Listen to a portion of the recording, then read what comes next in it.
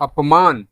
मंजू रसोई घर में खाना बना रही थी। उसका काम सिर्फ खाना बनाना ही रह गया था। पूरा दिन बस पकोड़े और चाय, कभी शरबत, कभी कीमा कलेजी, कभी 10 लोगों का खाना, इसी उधेड़ बुन में लगी रहती। बस पूरा दिन यही काम। उसके ससुर गांव के जमींदार थे, बहुत रुतबा था और घर में सब लोग उनसे डरते थे या फिर इज्जत करते थे। सासू माँ तो जिस दिन से मंजू शादी करके आई, वो खटिया पकड़ ली। कभी सर में दर्द, कभी पेट में, कभी बांह चढ़ गई, कभी कमर लचक गई वगैरह। मंजू को कोई सहारा नहीं था। उसे शादी से पहले शायरी का शौक था, पर अब रसोई से ही फुर्सत नहीं मिलती थी। वो सोचती थी कि शायद किसी दिन उसे फुर्सत मिलेगी तो वो भी कोई मशहूर शायर बन जाएगी। उम्मीद पर तो दुनिया कायम है।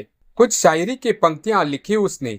जमाना खराब है, हम लाजवाब है, पर न तेरा जवाब है न मेरा जवाब है। ऐसे ही कुछ नज़म और नगमे वो शादी से पहले लिखा करती थी, पर अब बस सब्जी का हिसाब ही लिख पाती थी। उसे अपने पुराने दिन बहुत याद आते थे। सिर्फ यही सोचती कि काश वो दिन लौट कर वापस आ जाते, पर ऐसा चमत्कार कहाँ होता है। देवर भी था, भरा पूरा परिवार, पर सब अपने में व्यस्त रहते थे। टिंकू उसके देवर का नाम था। प्यार से लोग उसे उदय बाबू बुलाते थे। ऊंचे राजवाड़े खानदान से रिश्ता आ रहा था। उदय भी नखरे दिखा रहा था कि लड़की तो पढ़ी लिखी लूंगा, अंग्रेजी बोलने वाली, थोड़ी मॉडर्न। उसे खुद नहीं पता था उसे क्या चाहिए। उसकी शादी एक बिगड़ेली रईस नित्या से तय हो गई। राजवाड़े खानदान की थी। शादी में ढेर सारा दहेज चढ़ा। रानी हार, सोना मेड और अनंत चांदी का सामान। चांदी का चायदानी और सोने का ग्लास महत्वपूर्ण रूप से राजसी ठाठ दिखाने के लिए सास और ससुर के लिए। हाथ फूल और सोने का सेट जेठानी मंजू के लिए भिजवाया गया। बनारसी साड़ी और रेशम की चादर सब देनदार के लिए। रिश्तेदारों के लिए मावा और शुद्ध देसी घी की मिठाई बनाई गई। खूब धूम थी शादी में। नित्या भी खूब रंग रूप वाली और सुंदर। सब चहक रहे थे। मंजू बस इसलिए खुश थी कि कोई उसका हाथ बांटने वाला आ रहा है। उसने भी कुछ दिन अपनी देवरानी पर खूब लाड लड़ाया, पर अब शादी के 6 महीने बाद उसे उम्मीद थी कि नित्या एक समझदार औरत होने के नाते उसका हाथ बटा देगी। पर नित्या तो ऊंचे घर की ओछी लड़की थी। मुझे रसोई घर में कोई इंटरेस्ट नहीं है, मुझे इन सब में मत फूल करिए, मुझे बस अपना स्पेस ऑफ नेचर पसंद है। मंजू हवाक रह गई, बस मन को मार कर बैठ गई। कल भी अकेली थी, आज भी अकेली है। एक दिन वो अपनी शायरी की डायरी किचन में ले गई। अभी वो कुछ गुनगुनाई रही थी कि उसका मोबाइल बोला। कौन? चिंकिया बोल रही है, तुम्हारी सहेली। अरे, बहुत दिनों से फोन पर बात नहीं हुई थी। बस यार, थोड़ा बिजी हो गए थे। दोनों सहेली काफी दिनों बाद बात कर रही थी। कुछ लंबी वार्तालाप हो गया था। जब मोबाइल रखा तो याद आया कि रसोई घर में उसकी पुरानी डायरी रखी है। वो भागी रसोई घर की तरफ, पर वो वहां नहीं थी। उसका शक सिर्फ एक नित्या और उदय पर गया। कमरे पर नॉक किया तो नित्या ने दरवाजा खोला और उदय के हाथ में डायरी, जिसे पढ़कर वो हंस रहा था। कुछ पन्ने उसने फाड़ दिए थे। अच्छा भाभी, आप इस तरह के चिचोरे शौक रखती है?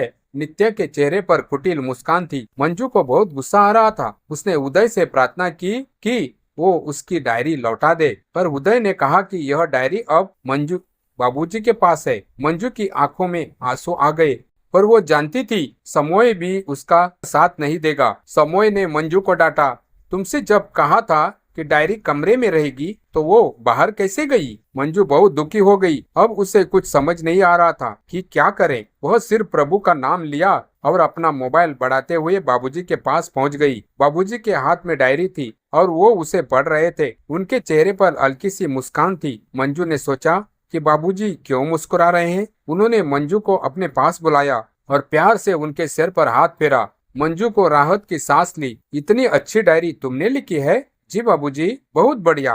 पर आपको तो शायरी पसंद नहीं थी, उदय बोला। मैंने कभी इतनी बढ़िया शायरी नहीं पढ़ी। शाबाश बेटा।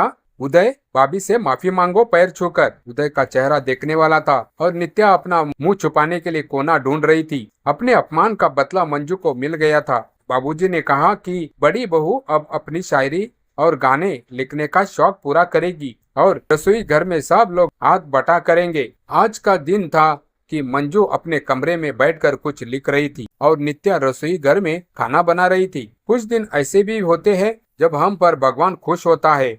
शायद आज वही दिन है। मंजू का आज वही दिन था।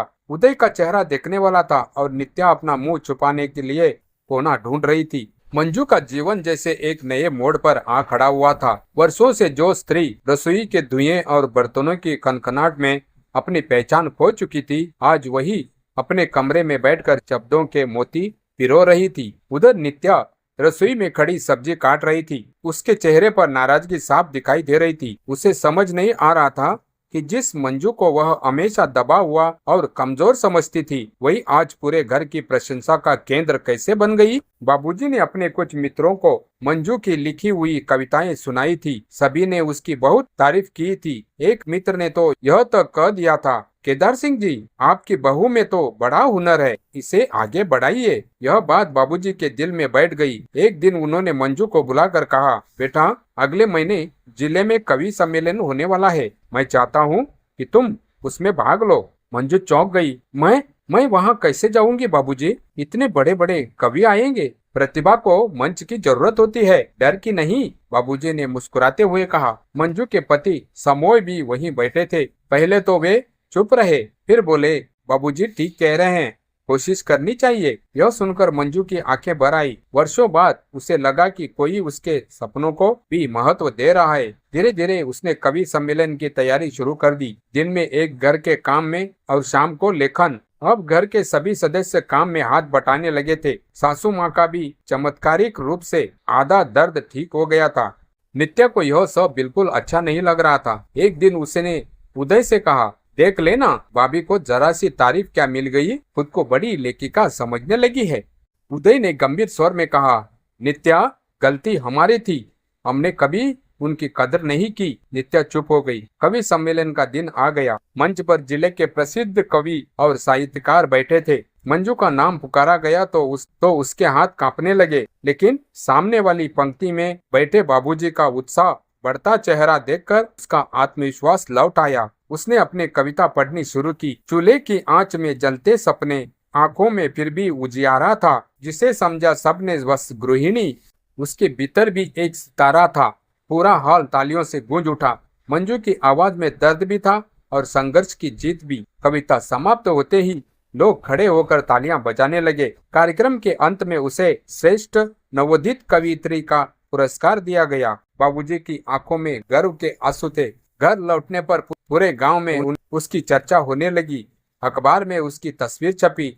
लोग उस बधाई देने आने लगे। सबसे अधिक परिवर्तन नित्या में आया।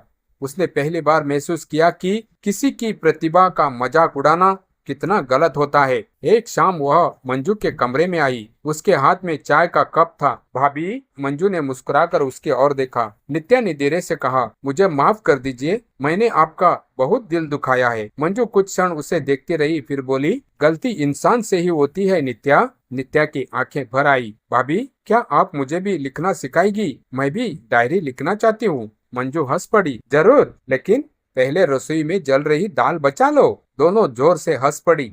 उस दिन के बाद घर का माहौल पूरी तरह बदल गया। नित्या और मंजू साथ बैठकर लिखती, उदय उनकी कविताएं पढ़ता, समोय अपनी पत्नी पर गर्व करता और बाबूजी हर नई रचना सबसे पहले सुनते।